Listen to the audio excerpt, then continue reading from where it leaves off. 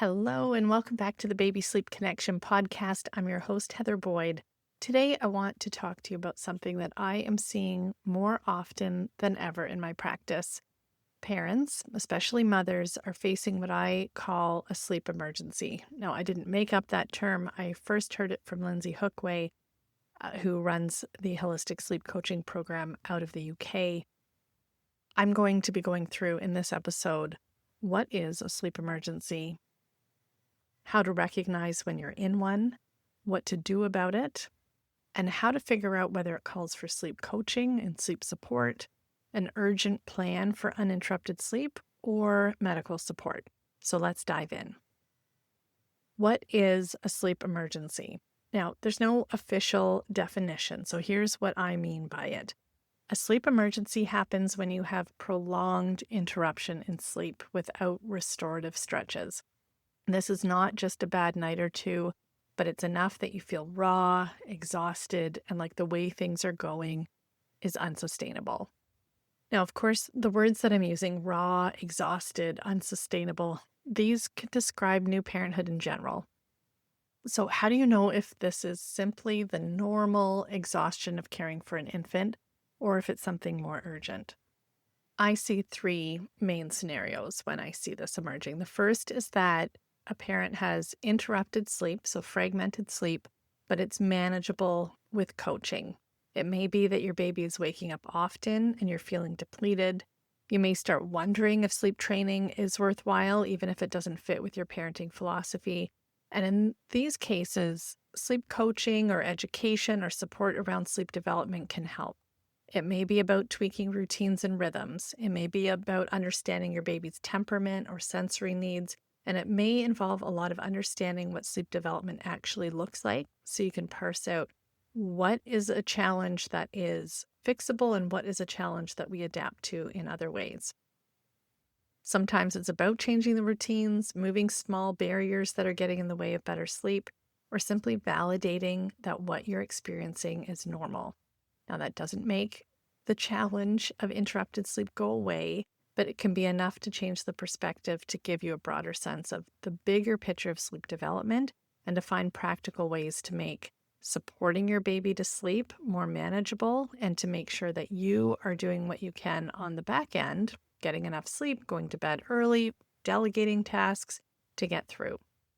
The second scenario I see is what I would call a sleep emergency, and it's basically that the way you're feeling is significantly and directly linked to fragmented sleep.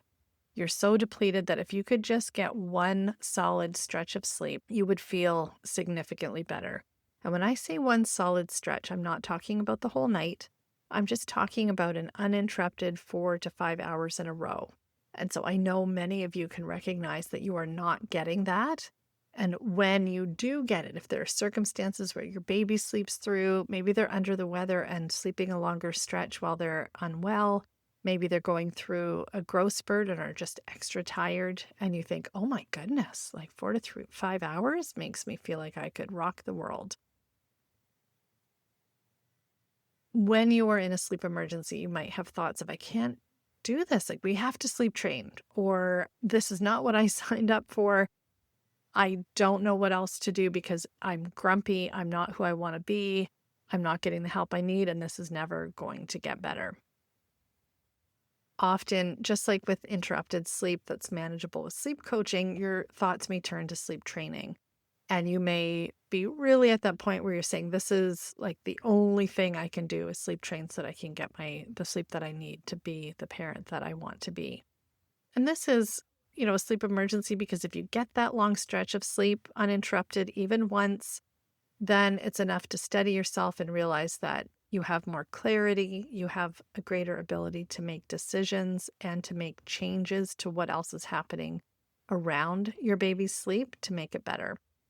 When you're in a sleep emergency, getting that block of sleep allows sleep coaching to work because you now have the capacity to make those small changes, to take in new information, to shift your perspective on things, or at least be open to new perspectives, new ideas, and strategies for sleep. The third scenario that I see is that parents that are actually in a mental health crisis. sometimes the exhaustion tips into something more serious, and it could be directly related to the lack of sleep. We know that it is linked to mental health challenges when there's prolonged interruption to sleep. But when you're in the thick of it, it can be really hard to know that this is requiring a much more medical support oriented approach, which is why for vulnerable parents who are exhausted and having mental health issues, it is really valuable to have a partner, spouse, friend, or family member that can play a key role in noticing that you are struggling and can take the first step to getting you the support you need. Because when you're in it, you don't know you're in it. I always bring up the analogy of a fish in water. If this is how you're feeling, you don't notice that it's as bad as it is. A fish doesn't know it's in water. If you ask, what's water like? It just doesn't know. And when you are deep in sleep deprivation and are experiencing a mental health challenge, it is difficult to see. So I want to touch on the mental health piece first, because if you are listening to this, I don't want to put my strategies for sleep emergencies or sleep coaching at the front end. I want those of you who do need mental health professional support or a visit to your doctor, or in exceptionally urgent cases, a trip to ER or a call to 911. I want to lay out the key things that you're going to see in your partner or spouse, or that you may recognize in yourself, although again, that is very challenging. So if you recognize any of these signs in yourself or a loved one, that it may be a mental health emergency that needs to be acted on now, do not hesitate. Do not think that you're taking up space or taking up someone's spot in ER or being a burden. This is you we're talking about, and you are important, and the needs that you have when you are this stretched are so vitally important to acknowledge and get support around. So let's go through this.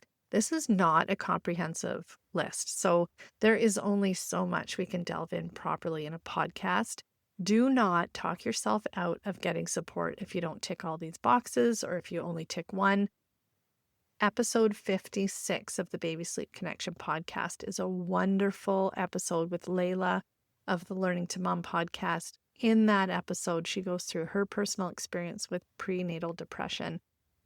It's valuable to go back and listen to that, because she has some encouragement and some tips on what helped her get through. Everyone's story is going to be different, but understanding what the risks are and what you are going to see when it is a mental health crisis is really important. And I don't think it's well not understood enough. So take this for what it is. This is not advice, but hopefully it's something that will support you in helping a friend or family member or getting the support that you need. You may recognize sudden and severe or ongoing changes in your mood or emotions. You may have intrusive thoughts of harming yourself or your baby, even though you love your baby. With that comes overwhelming guilt and shame and hopelessness. You might feel detached from your baby. You might feel like you're unable to bond with them.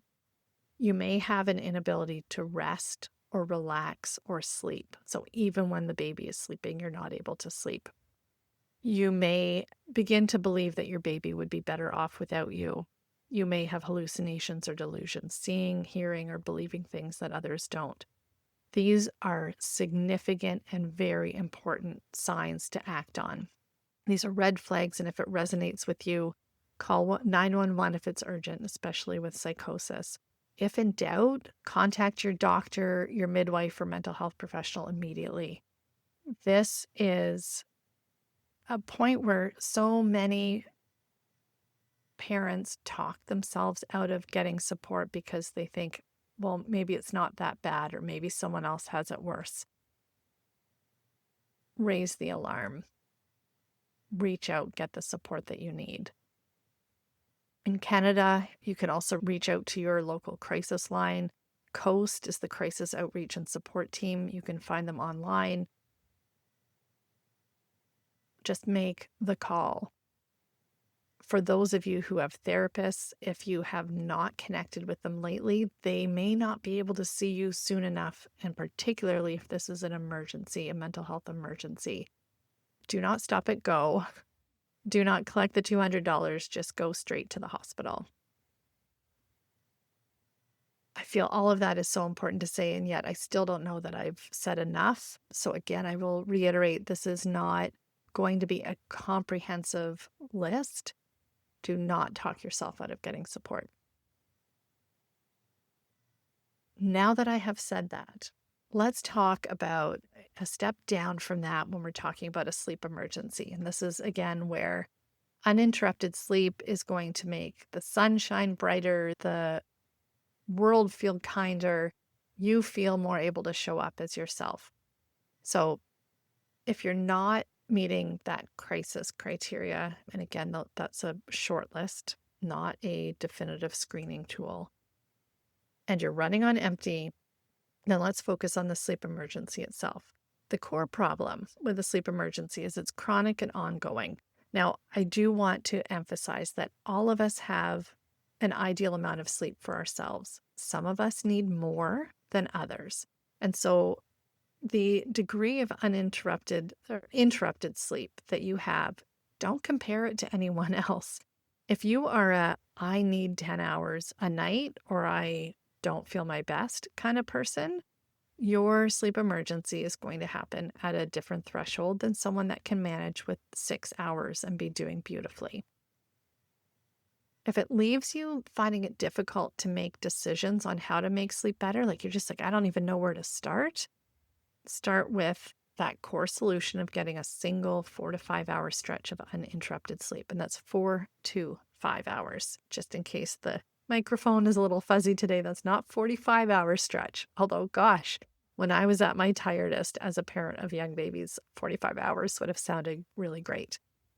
When we are addressing a sleep emergency, we're not talking about a new baseline for how much sleep you're going to get every night. This is not every night. It's not even 2 nights in a row, although that's lovely. It's get one block of sleep done. The families I work with that have taken me up on really making a path through to 5 hours of uninterrupted sleep are consistently stunned by how much better they feel after just one night. I'll point out again the link between sleep and mental health issues, and that when we get sleep, the risk of mental health issues drops significantly. Ironically, we know that interrupted sleep is a part of the journey of early parenthood. But if we can just get that one night to get on an even keel again, it can make such a difference. When I'm talking to parents that have done that block, like managed to figure out how to do it, or it just unfolds without any effort on their part at all, when I'm speaking to them, the tone of their voice is different. It's much more relaxed and animated. Their perspective on parenting and on their day shifts. They suddenly have enough clarity to problem solve with me and enough energy to respond to their baby with patience and to respond to their baby in ways that are shaping sleep in the direction that they want it to go. And so when they get this block, all of a sudden sleep coaching becomes easier. So if you are listening to this and you're a sleep coach and you haven't talked to parents about how to get this block of sleep at times when it really seems imperative for them to get it, consider this a really, really valuable way of making all of the strategies, suggestions, and support that you give to families work so much better because it's like, this may not be the best analogy, but it's what's on my mind because I have a teenager in the house. High school starts early, really early, especially when you look at what a teenager's natural circadian rhythm is saying, which is basically stay up late and sleep in. Even without screens, the evidence is pretty clear that that's just the teenage circadian rhythm. It's quite natural. So before you jump into, if you've decided, okay, a block of sleep is where I'm going to put my attention, because there's a lot of demands for your attention. And if this is resonating with you and you're like, okay, we've got to figure out how to do this because I can't do it the way that we're doing. It's just not working. I want to first ask you 3 questions, or to consider 3 questions before we treat this as a sleep emergency. And this is valuable because there may be some really low-hanging fruit that makes sleep easier right away. First, have I dismissed easier, safer options, like going to bed early, tag teaming with your partner or a family member or a loving babysitter who's familiar with your baby, or changing your sleep setup, even if it's not what you imagined when you were pregnant or planning your family? So start there. Have I dismissed easier options? Because if you can see that there may be something really easy like going to bed early, you might automatically maximize a longer stretch of sleep because that early part of the evening, if your baby is going to have a long stretch, it's sometimes that first block of sleep. If they have a false start or they're waking up after an hour and a half, they might then have their longest stretch. And I know so many parents that just stay up way past that with this idea of getting me time without realizing that me time can be sleep time. The second question I want to ask you is, are you cheating yourself out of sleep? Are you staying up scrolling? Am I cheating myself out of sleep? Are you, as I've said, staying up scrolling for me time? They call it revenge sleep, I think. I've seen that phrase used where you're like, finally, I get me time. I'm going to stay up late because in the morning I'm going to be so tired that at least I'll get something that I want to do in the evening. But it's actually undermining your ability to parent, to show up with patience, to feel your best. So if you're letting screens delay your own bedtime or it's disrupting your quality of sleep, then consider reframing when you use screen time so that you can still do it because it can be nice without it interrupting sleep. The third question I want you to ask yourself is, am I struggling to sleep even when my baby is sleeping? And if the answer is yes, this needs a different approach than a sleep emergency because it means that even if you were able to set up the environment, set up the sleep routine, tag team with somebody, if your baby is sleeping and you're not, it's strategies for you and your sleep that we need to address. That will go beyond what we're going to cover in this podcast. So maybe stay tuned for strategies for your own sleep in a later episode. For now, I want to go into the 2 steps to treat a sleep emergency. And if you've ruled out those first checks and balances around whether you've dismissed other things that could work, whether you're cheating yourself out of sleep, and whether you have the capacity to sleep when the opportunity arises for you, and you know you need urgent rest, here's the plan. It's 2 seemingly simple steps. The first is set up the environment for a 4 to 5 hour period of uninterrupted sleep. Ideally, another trusted adult, whether it's your partner or spouse, a grandparent, a friend, takes over baby care for one night or one interval of sleep. Your baby may want you. We know you probably have experience with that. It's mom or bust, maybe quite literally, if you have a nursing baby. But to be in loving arms, even when the primary caregiver isn't present, is a secondary strategy. It may not be the ideal circumstance, but we are in a sleep emergency. This is not an ideal circumstance. Your baby is not being left alone. This is not cry it out. This is not your default setting. This is a strategy for managing the sleep emergency. So once you set things up, and when I say set up the environment, you're looking for the ways to make this work. You're plotting it out. Or ideally, your partner or spouse is plotting this out because you're already maxed out. What you need is that uninterrupted sleep. I would say as well with the idea of setting up the environment, choose the timing that's going to work the best for your baby's longest stretch of sleep. So if they are sleeping a longer stretch at any point in the night, make that be the part that you're going to do this 4 to 5 hour stretch because there are already fewer interruptions. It doesn't mean no contact. If your tag team partner brings your baby for a quick nurse because that allows your baby to fall asleep quickly and then leaves again with baby asleep in their arms, then great. This isn't about like not showing up, not being there at all. It's about creating the circumstances for uninterrupted sleep, particularly since we know if you are a nursing parent, that is often one of the easiest ways to get babies down. So do not feel you have to follow anybody's rules here other than safety rules on what's going to work best. Create this to work the best way that it can under the circumstances to get you out of this sleep emergency. So that's step 1, set up the environment. Step 2, actually do it. Implement it for one night, for one 4 to 5 hour period of sleep. I will add, as a side note, you may have already heard this, research on sleeping through the night often has 5 hours be the increment that they're looking for. So aiming for this as a way of treating a sleep emergency is actually fitting in with technically sleeping through the night. We don't have to get into that actually not feeling like sleeping through the night when you need 7 or 9 hours to feel really like your sleep needs are being met. But that is a discussion for another time as well.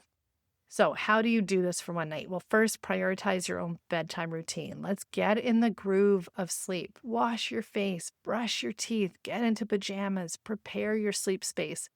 That is not part of the 4 to 5 hours. So start early if you need to. Like, make sure you're like setting the stage to move towards sleep. Use tools like meditation, hypnosis, any of the tools that you are working through and using through the work that you have through a therapist. Use it to stay regulated, stay calm, stay in that relaxed state to help you move into sleep. In some circumstances, even staying somewhere else, moving to the basement, sleeping at a friend's house, something if that's needed. Again, no one is giving you the script of what is allowed and what's not allowed.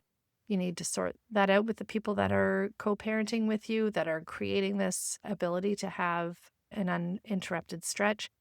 So, put all the ideas on the table to figure out what tools you're going to need to make this work best. Consider as well your baby's age and their feeding needs. So for older infants, it's often reasonable that there be some space between feeds, even if feeding is a primary tool for helping them fall asleep when they wake up.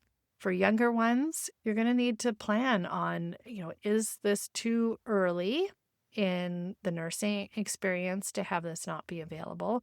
What are your backup options? Can you talk to an IBCLC about this to work out a plan? How will you provide feeds? Will your partner bring your baby to you for feeds? Will you have pumped milk? Do they take a bottle? All of these things can be considered, and you don't need to figure it out alone. Talk with your partner or spouse, talk with your IBCLC, talk with your sleep coach, and work out the details. And I'm going to add right off the cuff, point 3, and that is take it as it comes and be adaptable.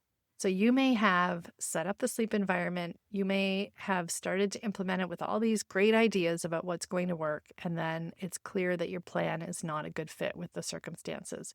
There is no rule book that says you can't pivot, stop, restart later, change the plan dramatically, go with the flow, or just do what you've normally been doing up until now.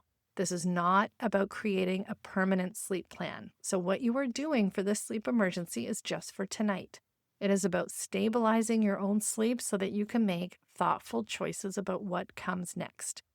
If you are getting stuck in thinking that this is a permanent sleep plan, you're going to get stuck in what is sustainable over a long period of time. And this is not a permanent plan. So really stay flexible and adaptable. Now let's talk about the silver lining in all this. You're like, what, Heather? This is a sleep emergency. What's the silver lining? So sometimes, and I'm not going to say this for every baby, but one chunk of separation from you with another loving caregiver who's giving them the support they need can reset some of the patterns and habits that are neither good nor bad. If you've heard me talk about habits, you know they are just things that we start doing without thinking, some of which serve us, some of which don't. This reset, however, your baby may surprise you with longer stretches afterward. That's not the goal. The goal is to get you 4 to 5 hours of uninterrupted sleep, but it can be a welcome side effect. So let's pull the threads together from what I covered. If you need sleep support, sleep coaching may be what you need to help you manage patterns, routines, expectations, understanding your baby's temperament and sensory needs, understanding their sleep needs. If you're in a sleep emergency, it's figuring out how to get a 4 to 5 hour block of sleep. That can change everything. And if it's a mental health crisis, reach out for medical help immediately. Don't hesitate or talk yourself out of it. Ultimately, parenting is hard, and parenting when sleep deprived is really hard. You were never meant to do this alone. So let this episode and what we've covered about sleep emergencies and mental health be your call to reach out, whether it's to talk to your partner about just how hard this is right now, a friend, professional, a crisis line. knowing that one night of sleep can be life-changing, but that doesn't mean that there isn't more support needed ongoing. So until next time, I'm wishing you restorative sleep, even if it's just those 4 to 5 hours that make all the difference. Bye for now.